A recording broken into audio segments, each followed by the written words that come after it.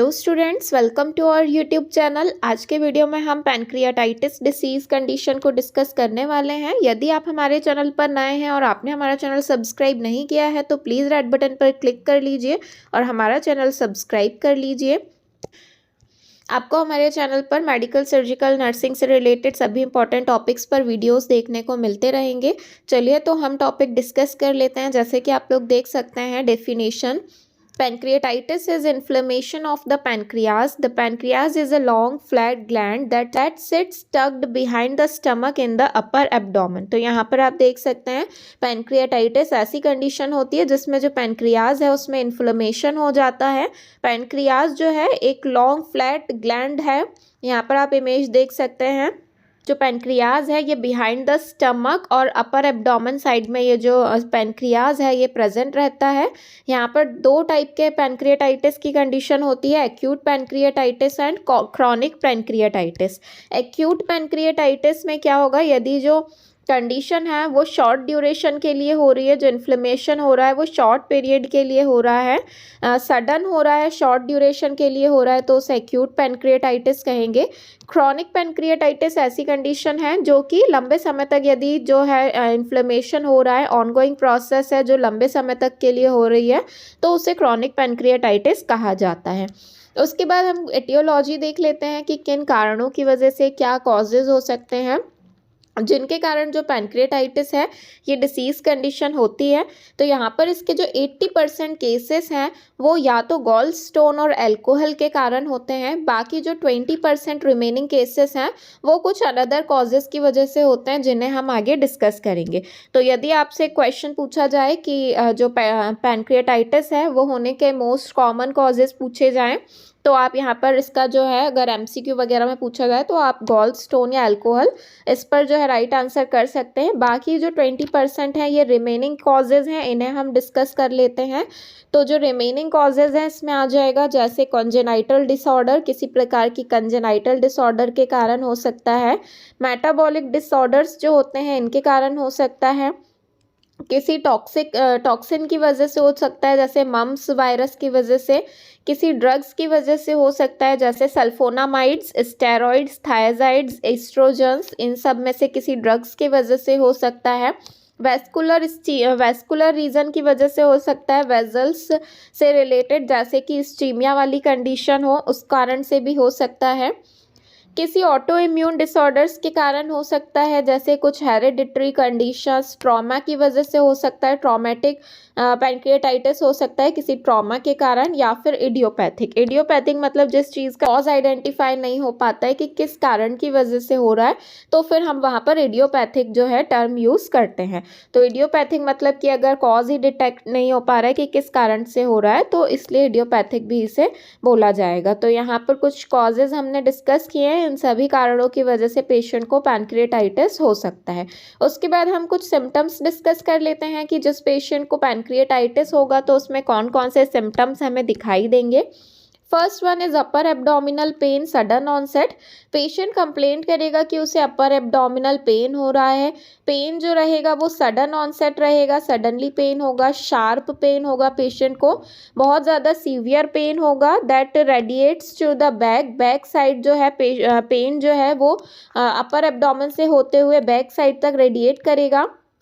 Generalised abdominal pain रहेगा जो कि शोल्डर टिप्स पर रेडिएट होते हुए, मतलब शोल्डर की जो टिप्स होते हैं वहाँ भी पेशेंट को पेन जो है रेडिएट होगा।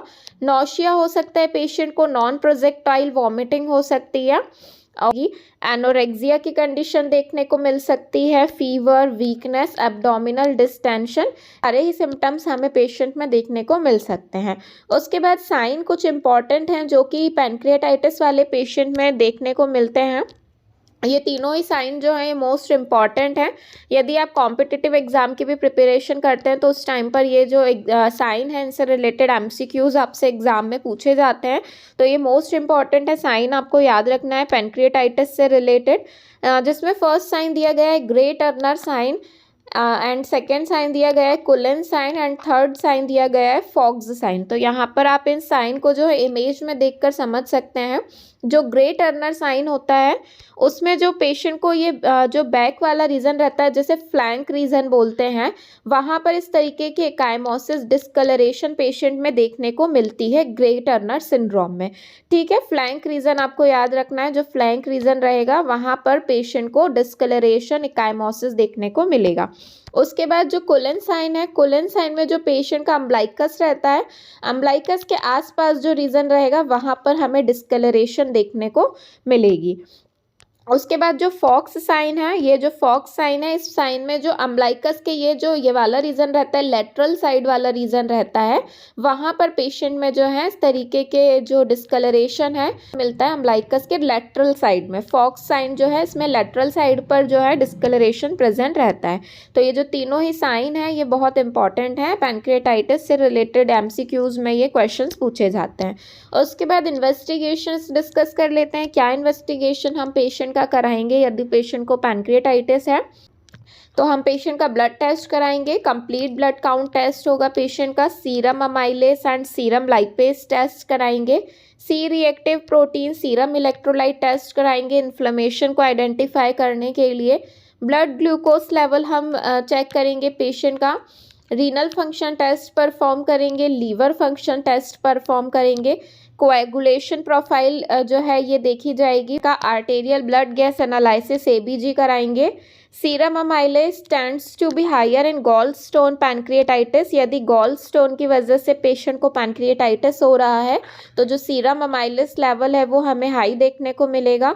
Serum lipase tends to be higher in alcoholic pancreatitis. जैसे कि हमने ऊपर ही देखा था 80% केसेस जो हैं वो गॉल स्टोन या फिर अल्कोहल के कारण होते हैं। तो यदि पेशेंट को गॉल स्टोन के कारण पैनक्रियाटाइटिस होगा तो सीरम अमाइलेस लेवल हाई दिखेगा, और यदि अल्कोहल के कारण पैनक्रियाटाइटिस होगा तो जो सीरम लाइपेज लेवल है वो हमें हाई देखने को मिलेगा। उसके बाद हम एंडोस्कोपिक अल्ट्रासाउंड करा सकते हैं। ERCP एक टेस्ट होता है, डायग्नोस्टिक प्रोसीजर, ये परफॉर्म कर सकते हैं।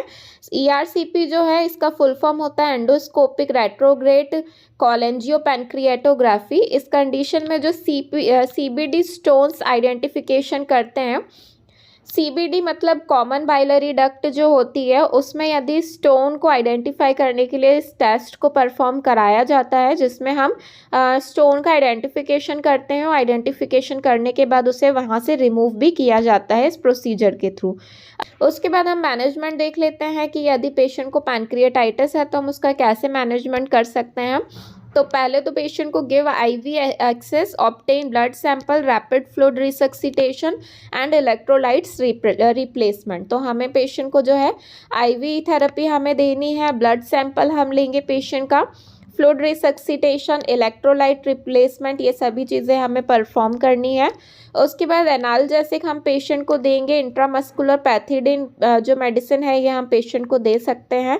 एंटी एमेटिक हमें पेशेंट को देना है वॉमिटिंग से प्रिवेंट करने के लिए। Keep the patient NPO until pain free 2 to 3 days। Patient को हम निल पर ओरल रखेंगे, मतलब हमें पेशेंट को कुछ भी फूड नहीं देना है एटलीस्ट 2 to 3 days तक, जब तक हम पेशेंट को जो है IV थेरेपी, IV फ्लूइड्स वगैरह दे सकते हैं, लेकिन हमें पेशेंट को माउथ से जो है डाइट नहीं देनी है। NG tube insertion of relieving vomiting, NG tube insertion हम कर सकते हैं वॉमिटिंग से रिलीफ दिलाने के लिए। रैनिटिडिन इंजेक्शन 50 mg हम पेशेंट को दे सकते हैं। इंट्रावीनस 8 आवरली ओमिप्रेजोल दे सकते हैं। 40 mg IV BD देना है 2 times in a day। उसके बाद सोमैटोस्टैटिन और ऑक्टेरियोइड्स पैनक्रियाटिक सिक्रीशन इनहिबिटर्स, ये वाली मेडिसिन हमें देनी है, क्योंकि फूड जो है माउथ से नहीं दे रहे हैं, लेकिन पैनक्रिया क्या करेगा, सिक्रीशंस जो भी उसके एंजाइम वगैरह उन्हें प्रोड्यूस करते रहेगा, तो उन्हें प्रिवेंट करने के लिए, इनहिबिट करने के लिए पेशेंट को सोमैटोस्टैटिन और ऑक्टेरॉइड्स ये मेडिकेशन हमें देना है। उसके बाद रेस्पिरेटरी सपोर्ट के लिए हम O2 सप्लीमेंट दे सकते हैं। वह पेशेंट को रेस्पिरेटरी डिफ़िकल्टी हो रही है तो हम रेस्पिरेटरी सपोर्ट भी पेशेंट को दे सकते हैं। तो आज के वीडियो में हमने पैनक्रियाटाइटिस डिसीज़ कंडीशन को डिस्कस किया है। यदि आप और वीडियोस देखना चाहते हैं तो हमारे चैनल पर जाकर देख सकते हैं। Thank you.